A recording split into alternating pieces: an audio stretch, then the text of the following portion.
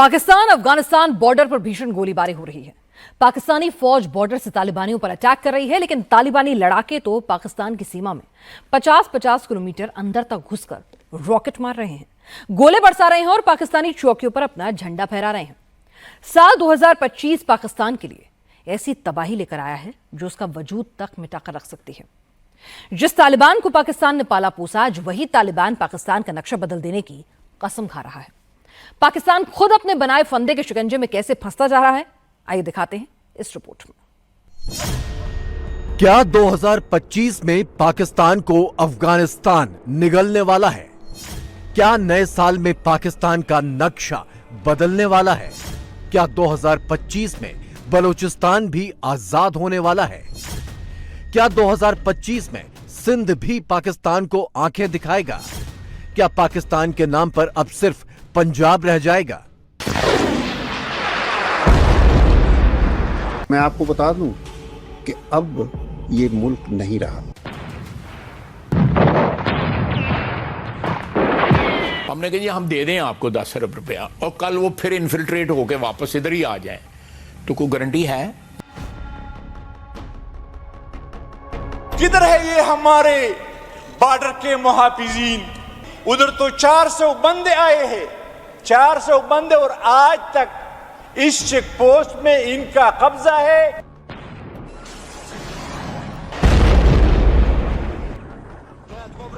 हम बहुत भंगड़े डाल रहे थे। तालिबान ने सबसे पहले टाटा बाय बाय जिसको कहा, उस कंट्री का नाम है पाकिस्तान। ये जो पख्तूनख्वा का जो एरिया है, ये सारे पख्तून ही है ना, अफगानी या पख्तूनी, ये सारे एक ही हैं, एक ही नस्ल है इनकी। तो इनको हम लोग वेपन के जरिए डिप्रेस नहीं कर सकते, ना इनको क्रश कर सकते, ना दबा सकते हैं।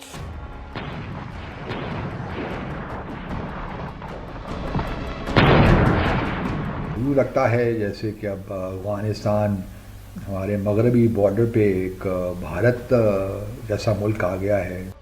अफगानिस्तान जो है वो इंडिया से खुलेआम मदद मांग रहा है कि आप पाकिस्तान के साथ इस जंग में हमारी मदद करें। जिन्होंने अपने मिसाइलों का नाम गजनवी मिसाइल रखा, गौरी मिसाइल रखा, वो कौन लोग हैं? देखें 2025 के शुरुआती दिनों में ही पाकिस्तान में एक अजीब सी घबराहट और सनसनी का माहौल है। यह घबराहट है पाकिस्तान की उत्तर और पश्चिमी सीमा में मची एक ऐसी खलबली को लेकर जो पाकिस्तान का वजूद मिटाने का माद्दा रखती है।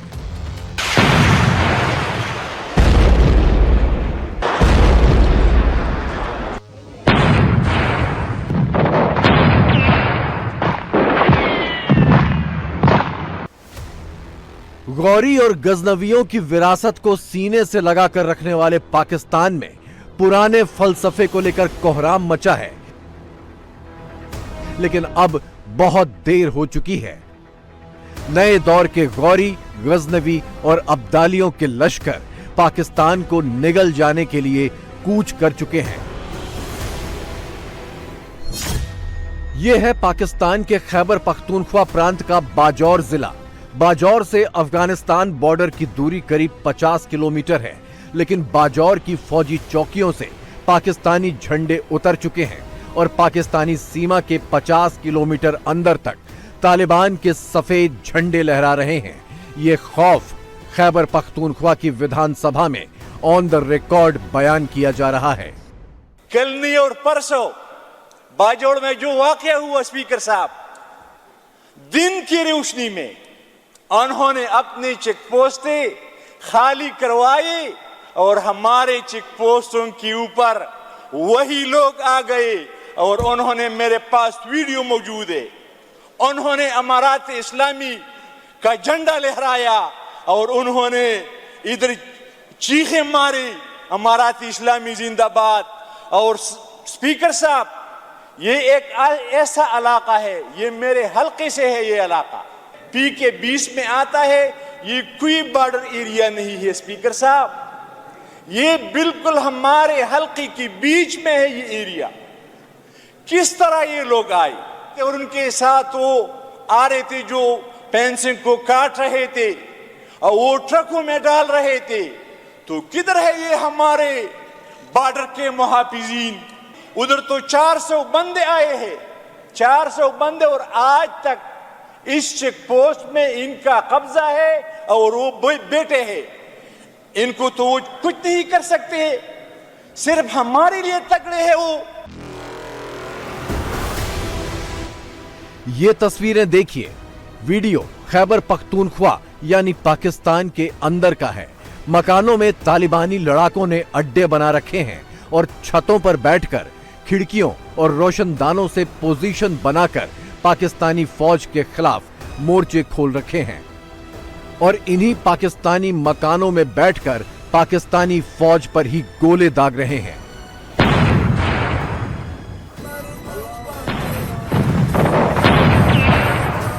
धूल में मिलते पाकिस्तान की एक और तस्वीर देखिए। इस चौकी पर पाकिस्तानी झंडा लहरा रहा है और चौकी के बिल्कुल करीब पहुंचकर तालिबानी लड़ाके रॉकेट लॉन्चर से इसे निशाना बना रहे हैं।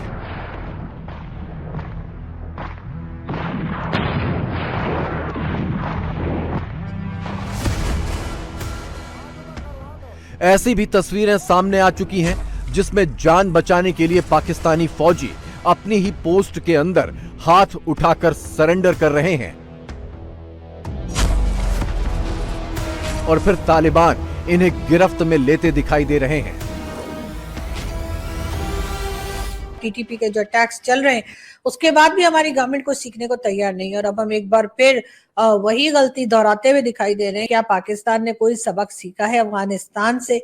इसलिए कि जब हमने अफगानिस्तान का साथ दिया था और हमने ये कहा था कि जी अफगानिस्तान में हमने गवर्नमेंट जो है वो चेंज करवाई है और हमने अशरफ गनी की गवर्नमेंट हटाकर और तालिबान को लेकर आए हैं और हम बहुत जश्न मना रहे थे, हम बहुत भंगड़े डाल रहे थे और हमारे ही लेफ्टिनेंट जनरल फैज हमीद साहब जो हैं वहां जा जाकर कावा पी रहे थे। लेकिन फिर हुआ क्या कि जब वो गवर्नमेंट बन गई, तालिबान आ गए, तो तालिबान ने सबसे पहले टाटा बाय बाय जिसको कहा, उस कंट्री का नाम है पाकिस्तान। उन्होंने सबसे पहले पाकिस्तान के साथ उनके टर्म्स खराब हुए और फिर होते ही चले गए और भारत के साथ उनकी दोस्ती है या उनके कह लीजिए कि ताल्लुकात जो है भारत के साथ बेहतर होते चले गए।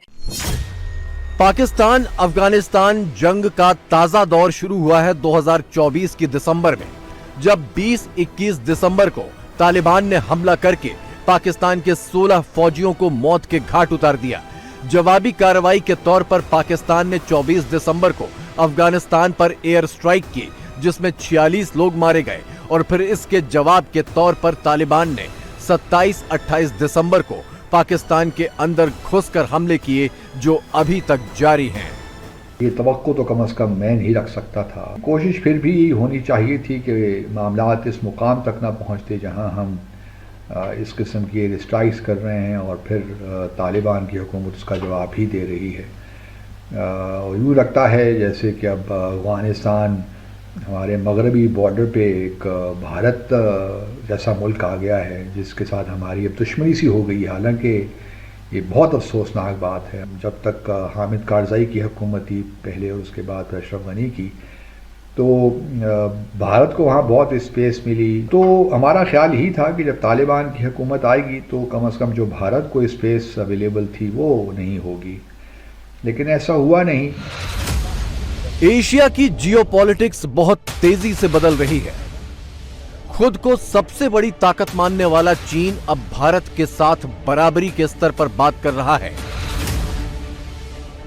सीमा विवाद खत्म करने के लिए शी जिनपिंग पीएम मोदी के साथ बैठकर समझौते कर रहे हैं और एक जमाने में खुद को भारत का सबसे बड़ा प्रतिद्वंदी समझने वाला पाकिस्तान आज तालिबान जैसे चरमपंथी गुटों की बराबरी पर आकर बैठ गया है।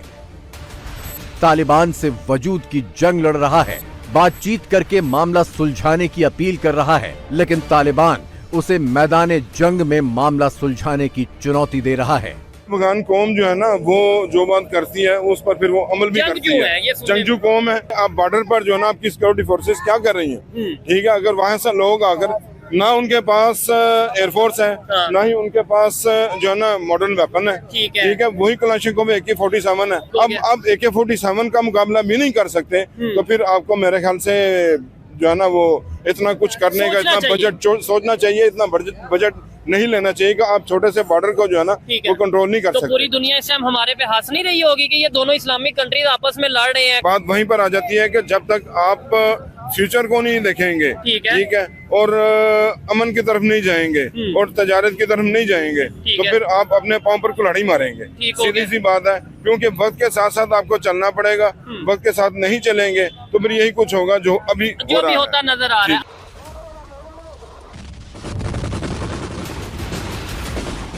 अफगानिस्तान की मिट्टी कुछ ऐसी है कि कोई बाहरी ताकत इसे ज्यादा दिनों तक दबा कर नहीं रख पाई।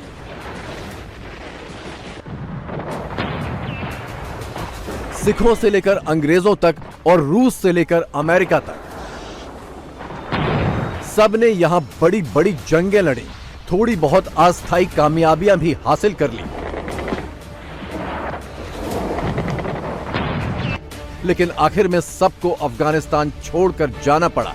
रह गए तो सिर्फ वो। 19 से 1837 तक सिखों ने अफगानियों के साथ जंगें लड़ी, आखिरकार सिख लौट गए।